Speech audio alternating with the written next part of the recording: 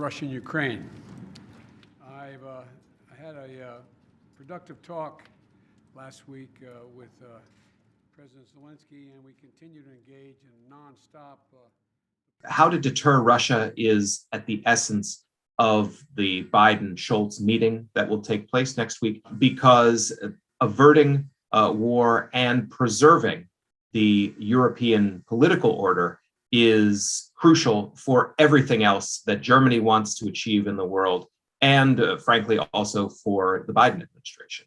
Germany has an extremely complex relationship with Russia, not only because of Russia's role as the leading supplier of energy to the German economy, but for historical reasons, there is still an overwhelming consciousness in Germany of the destruction and human toll of the Second World War on the Soviet Union. But more narrowly, for Chancellor Scholz's Social Democratic Party, Russia is a very sensitive issue. On the one hand, there is the memory of social democratic chancellors like Willy Brandt and Helmut Schmidt. So that is seen as kind of a high watermark, as the glory days of social democratic foreign policy initiatives. And so there is a nostalgic and sentimental attachment to the idea of diplomacy with the Soviet Union, or now with Russia. The Democratic Party's most prominent former leader, ex-Chancellor Gerhard Schröder, is on the board of